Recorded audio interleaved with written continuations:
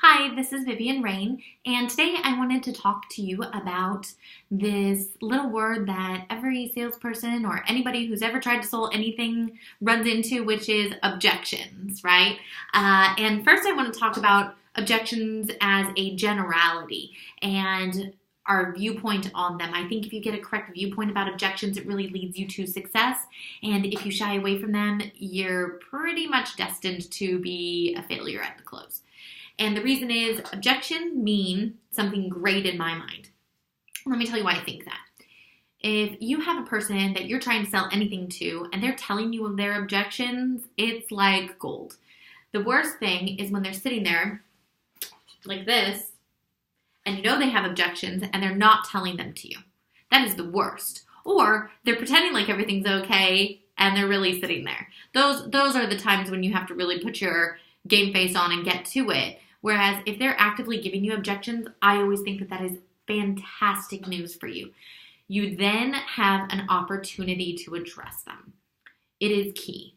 So I think that if I'm ever getting objections from somebody in a conversation, I look at that like, oh, this is going so great. At least I know what's going on with them. I know what they're thinking, and I can totally handle that.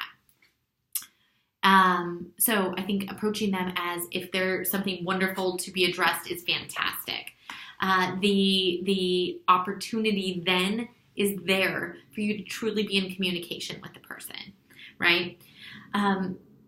Objections are really what? I think it's really important to also understand what an objection is. An objection is somebody not saying that they don't want to do something. It's somebody saying, I have this thought or consideration that is a barrier to me doing something.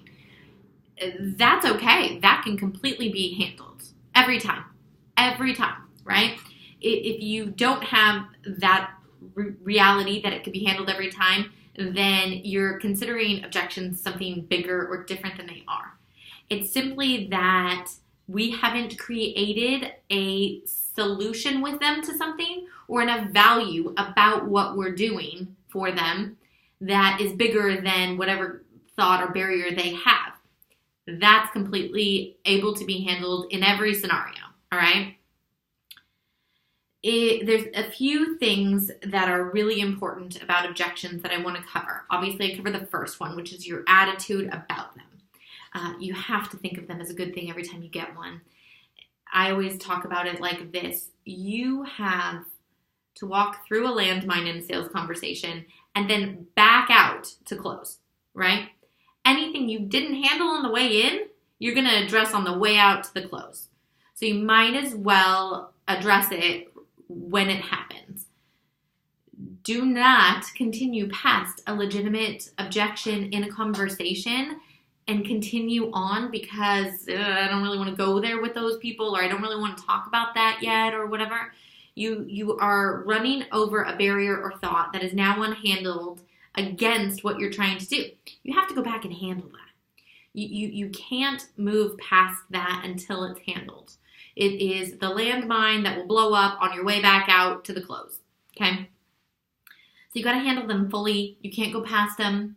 You really have to make sure to fully address them with the person. Now let's talk about fully addressing them. Fully addressing them is not telling the person why their objection is wrong and your idea or way of thinking is right. You cannot tell a person enough to get them to agree with you. What you have to do is you have to ask questions in order to get them to a new level of realization about whatever you're talking about. And you have to build value in doing that. Now, that sounds more complicated than it is. My point in this, if I simplified it, is just you cannot tell somebody that their objection is wrong. You have to get them to change their viewpoint and their thought about it by asking them questions and getting them to change their viewpoint about it. So I'm going to give you an example on this just so we're not talking totally theoretically here and we have something that is similar to something someone might run into. So let's take, for example, you're selling a healthcare program and you have a patient, and the patient says, I don't think I can afford this. I really, that's a lot of money to spend, right? The wrong way to handle it would be to say, yeah, but relative to your car or this or that, it's not that much money. It's only money if you whatever, and kind of enforce it. It's really valuable. You need it because of this, that, and the other thing. cram it down their throat, your ideas about it, right? Instead, what should be done is that you say, okay, so that's a great thing that you just shared with me. Thanks for letting me know that that's on your mind. Let's talk about it. So you're talking about affording something or not. And I'd like to back up because I feel like I haven't done my job correctly. And I'll tell you why I'm saying that. If you don't do this healthcare program that you came in telling me what's going wrong with you, if you don't do this, what happens? And then you have to stop talking and let them answer. What happens? They will inevitably tell you, it gets worse, this happens to me, that happens to me, etc. Okay, and if you do something about it, what happens? And they'll say, I'll feel better, life will improve, my, ability to, walk, be mobile, all those things. They'll give you all the benefits, right? Okay, so that's the decision we're making here today. The decision is not, do I spend money or do I not spend money? The decision is, do I do nothing and XYZ happens, or do I do something and that happens? Which of those would you like to do? Obviously, they're going to pick to do something about it.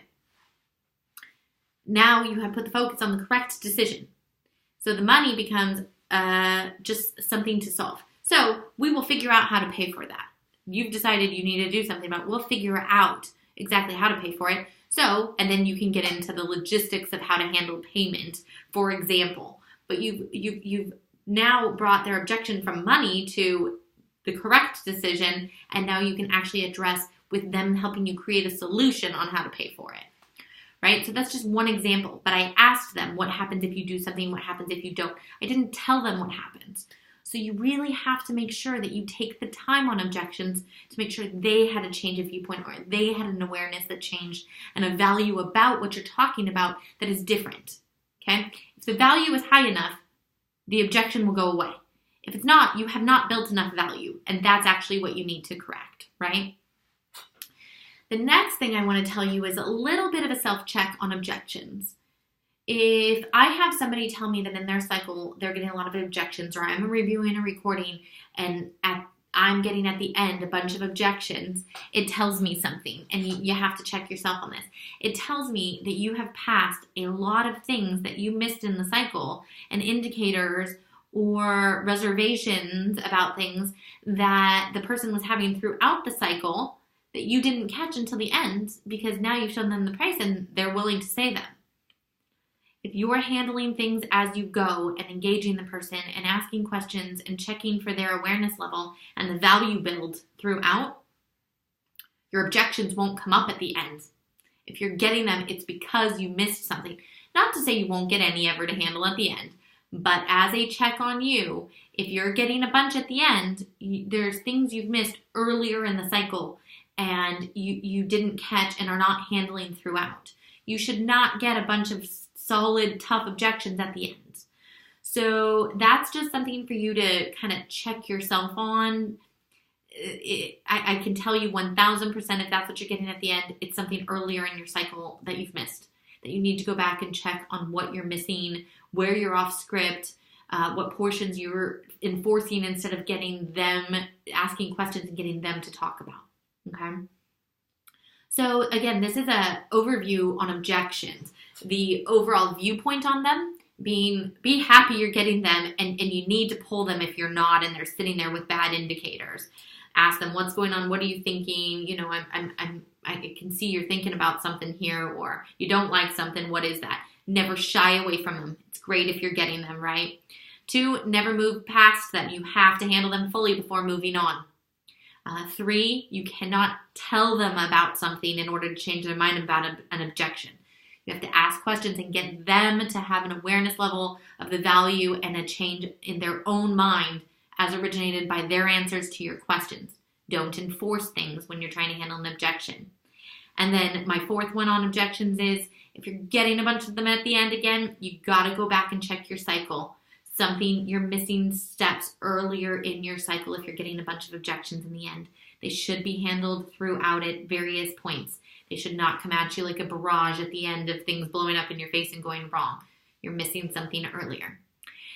So we'll do some additional training on specific objections and things in future videos, but I wanted to just discuss the topic overall. I think it's key to understand what you're talking about before you get into the specifics of how to handle, certain objections that you may get regularly and what to say about that exact one. We got to have our mind around the topic in general, okay? So those 4 points. Hope this has been helpful. Thanks so much for watching. Talk to you soon. Bye-bye.